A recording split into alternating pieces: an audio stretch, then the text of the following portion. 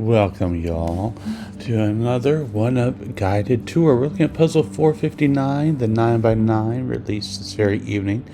We're going to load it up, do a quick intro, and go from there. This won't be my first run, and it's not even a speed run. This is where I stop and talk about one-up and how I think it's best to solve these, which is always segment-based. The segmentation is what makes one-up unique and makes each puzzle unique in its solution. If you don't want to hear this explanation, go watch the Mad Dash. It's it's a long one tonight. It's a minute 29, I think. Otherwise, we're going to do this and stick around for the end for the final message, if you would, please. All right, unsegmented lines. We got 1, 2, 3, 4. So there's going to be 5 segmented lines. That checks out. So majority is segmented slightly. In terms of double segments, do we have any of those lovely things? I don't see any of those. We have one link segments, yes. No 2s, but we have 3s. So, all right, so no 2s and 7s, but we do have 3s, and we'll have 6s and 4s and 5s, and 1s and 8s. Nice. Okay, that's some staggering, so you might see baselines or near baselines, and it's probably where we're going to start. If you're wondering where I was going to start, though, I'm just going to do a couple of these things around the top, and we're going to do a nice little clockwise loop here. This has got to be a 3, and it's got to be a 2, and then this is a 1 right here. Now, of course, this has to be 2, because 1, 3, and 4 are seen, and with down here, 1 and 2 gone, that's got to be a 3. And that can only be a 6. 7, 8 doesn't fill. We're left with a 7, 8 pair, and that's enough. We'll leave that line there. Let's go down and pigeonhole old R9. It's got to be a 1. This is going to be a baseline, folks, the whole line. And there's got to be a 2. It was a baseline to begin with, but I want to get these givens out of the way. And now this 4 length has to be a 4 because 1, 2, and 3 are gone. What do you think about that 5 length? There you go. 6 length, you know it. And we're still 7, 8. Well, we can't have 2 7s. We know that too. Well, can't move, but we know it. There we go. Let's move up. Obvious thing we see are these 4s looking, so we know there's 4s here. And I just want to snag that now. And then we're going to turn and go all the way up. C1. Let's see what we can find. That's a 1 or a 2, and that's a 1 or a 2. All right, we got to start. With 1, 2, 3, and 4 gone, we know that 5 length is 5 and a 6 length is 6.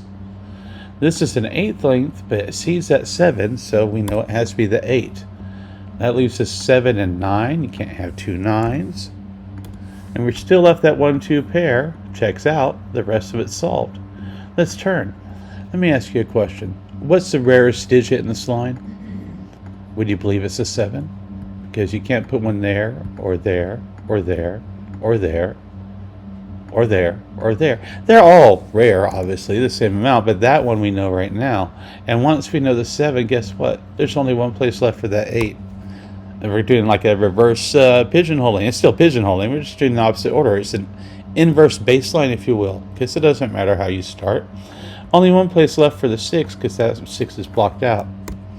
And the 4s mean one place left for a 4. And we're left with what? A 1, 2, 3 triple with everything possible except this could be a 2. That's easy. Now that 7 broke up our 8, 7 pair we made earlier. Let's see. Now, interestingly enough, this has to be a 1 or a 2, and this has to be a 1 or a 2. Because I see everything else. Check it out. 3, 4, 5, 6, 7, 8, and 9 all gone. 3 and 4 gone. That means this is a 6 or 8 pair. So that's our 6 and that's our 8. And looking down over here, we need a 5 and a 6, but 5 and 6 can't fit there. And they can't fit there. So it's a 5 or 6 pair. 5 and 6. Excuse me, leaving a 1 and 4. Let's do the next row down before we turn this time, because we have some oddities. We get this little 3. Again. And then over here, there's only one place left for the 5. And now we should turn and clean all this stuff up. This has to be a 4, leaving us what? 1, 2, and 6. Well, we know the 6 has to go there, and that leaves us 1 and 2. And then we know this is a 1, and this is a 2. That's what? 3, 5. We'll leave that. That's a 1. That's a 2 and a 4. Okay, we've gotten some. That may be what we can get on this side. So let's go over this side. Let's look at this one here. That's a 1 or a 2, and this is also a 1 or 2, which means this is a 4-6 pair. 4 and 6. I'm sorry, 4 5. Pigeonholing is all we had to do. This was a 3-5 pair, so that gets resolved. What else was up here? 1, 2, oh, and 4. So this is gonna be our 4. We'll use the 1 or a 2. This is a 2. This is 3. This is a. Sorry, that's a 4. Like that. Now that's a 1, making a 2-3 pair go away. That's a 1 and a 2. This is a 2-1 pair, 2 and 1. That's a 3 and a 1. And what do we have over here? Well, that's a 1 and a 3. And that makes this a 2 and a 1 and a 2 and a 1 and a 3 and a 2 and a 1 and a 2 and a 1 and a 2 and a 4. And that's one way to solve 1 up 459. It's all about segmentation. It usually is. If you had any trouble with this puzzle, I hope this video helped. And if you have problems still, leave a comment. I will still try and answer those. Like if you like, share the rest. However, you should know this is probably my last one-up video, at least daily, for some time. I've extolled the virtues of solving this in a segment-based way repeatedly, and I'm just tired of making the deadlines of posting every night.